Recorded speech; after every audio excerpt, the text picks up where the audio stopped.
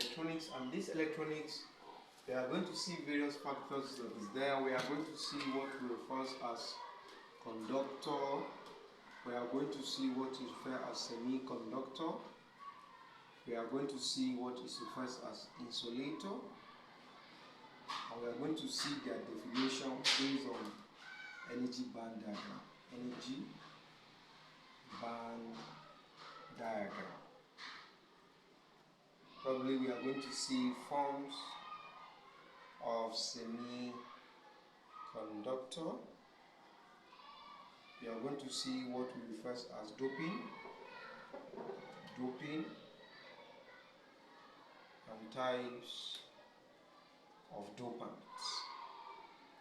So let's start. We have what you call conductor. Very sure we know what is conductor. When they say conductor, is a Greek word and is an English word. Conductor, something that can allow passage of substances in and out. So when we say conductor is a device that allows the easy flow or easy passage of electric current and heat through them. So anything that can allow easy flow or easy passage of electricity as well as heat energy through them is referred as conductor. Conductor is defined as any materials or any substances that allow easy flow, easy passage, easy filtration, easy flow of electric current and heat energy through them is referred as conductor. And we know one of the characteristics of metals, most metals are mostly conductor, as the case may be, although their conductivity specifically varies, as the case may be. So based on that, we talked about conductor. I think example of conductor, we have all metals mostly are conductor, but their conductivity specifically varies, as the case may be. Let's first see what is semiconductor. A semiconductor is an instrument or is a device or is a substances which their conductivity, they have partial conductivity, they have partial easy flow of electric current as well as heat through them. That's what's referred as semiconductor. From the name, semi means partial, does not completely. It don't only allow the flow of electric current through them, easily flow of electric current through them, respectively. That's what we refer as semiconductor. An example of semiconductor is what we call silicon. We have silicon, we have germanium. These are what we refer as semiconductor, as the case may be. They allow partial flow of electric current through them. We have what we call insulator. Insulator is basically referred as material or device or any substances that cannot allow easy flow of electric current and heat energy through them. They never allow flow of electric current and any heat through them. They are referred as what? Semiconductor. So they are referred as what? Insulator. An example, we have what? Rubber.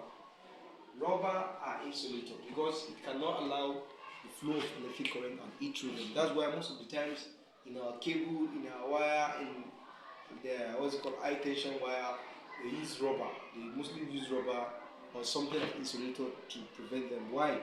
To allow to prevent the flow of electric current through them for safety and other applications, as the case may be. Therefore, we talk about the energy band diagram. Energy band diagram is a band diagram that is illustrating, and it consists of two things. It consists of conduction band and what? The valency band. Let's see what is conduction band. We have what we call conduction band. We have what we call valency band.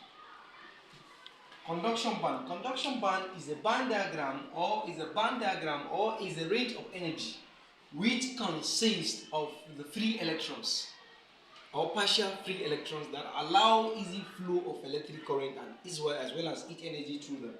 The valency band is a band where there is a higher probability of finding electrons either in a filled electrons or partially filled electrons or filled electrons, completely filled electrons, as the case may be.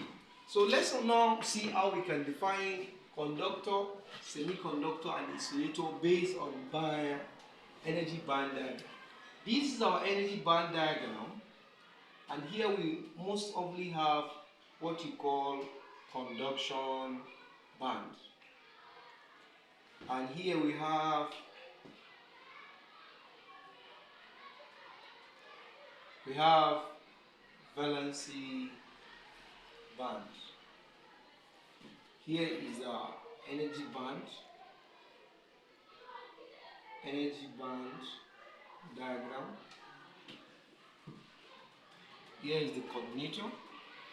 In conduction band and the valency band overlap each other in such a way that the electron can be easily flow from conduction band to valency band, from valency band to conduction band. This is what we refer as conductor. In conductor, the energy band diagram, the conduction band and the valency band overlap each other in such a way that the free electron can flow from each of the other, which can facilitate the flow of electric current or heat energy, as the case may be. So in conduction band, valency band overlap each other in such a way that electron can easily flow from one band to another. What is what we refer as what? Conductor, based on band diagram. And based on the band diagram, we can also define semiconductor as the conduction band and the valency band. This is a conduction band, and this one is what? The valency band. There is a small gap between conduction band and the valency band in such a way that electron in this of the band is partially filled or is partially migrated from one band to another.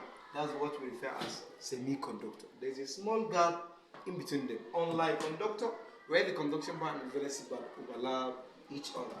So conduction band, there's a small gap there in such a way that the electron can be easily or partially filled or partially migrated from one band to another. That means their conductivity is partially inhibited. So therefore, we now go to what? Insulator. When we talk about insulator based on band energy diagram, insulator based on band energy diagram, you can see here is the conduction band, and here is what? The valency band. There is a larger gap between conduction band and the valency band in such a way that electron cannot move from valency band to conduction band and cannot move from conduction band to what?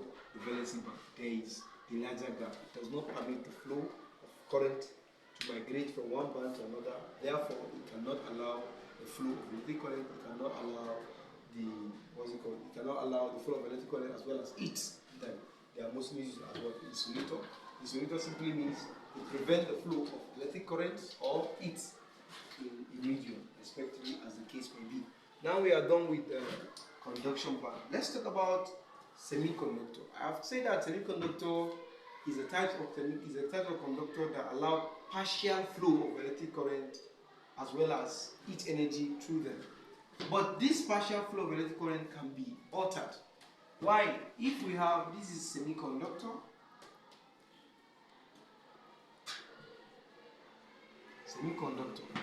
that allow partial flow of electric current through them.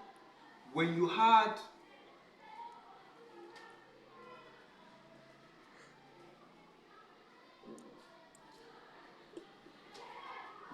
add impurity into this semiconductor, it will what?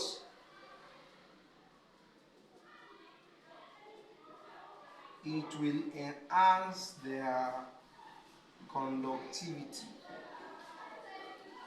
Whenever impurity is added to a semiconductor, it will enhance their conductivity, thereby making them to be more able to conduct electric current in them.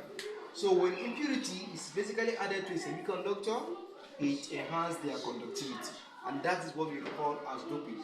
A doping is defined as a process whereby impurity is added to any forms of semiconductor in order to increase or enhance their conductivity and make them to have a stable and durable conductivity, respectively. So based on that, that's what we call doping. And based on that, if a trivalent impurity is added, we call it intrinsic semiconductor.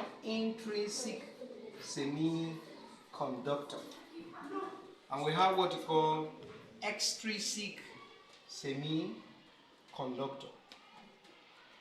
There are two types of semiconductor. We have the intrinsic, from the name intrinsic semiconductor and what? Extrinsic semiconductor. Intrinsic semiconductor, this is the types of semiconductor in which the impurity, trivalent impurity is added to semiconductor. Why extrinsic semiconductor? These types of semiconductor, whereby we have intrinsic semiconductor and extrinsic semiconductor. Intrinsic semiconductor is the impure forms of semiconductor where contain impurity. It contain purity. Impurity has been added to semiconductor. While extrinsic semiconductor, this is the pure form of semiconductor which does not contain impurity. I will come again. There are two types of semiconductor. We have the intrinsic semiconductor and extrinsic semiconductor. Intrinsic form of semiconductor is defined as the types of semiconductor which contain impurity in addition to these forms of semiconductor. Extrinsic semiconductor. Extrinsic forms of semiconductor is types of semiconductor that does not contain impurity to them. So thereby, if you have intrinsic semiconductor and extrinsic semiconductor, intrinsic semiconductor, their conductivity usually be enhanced. Why? It's because the impurity added.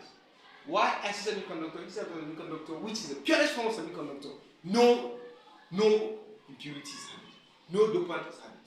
So based on these types of semiconductor, we have what we call P-type semiconductor and what? N-type semiconductor. What I said? P-type and what? N-type semiconductor. The P-type, trivalent is added, while N-type, pentavalent impurity is added. We'll stop here. Thank you so much for watching.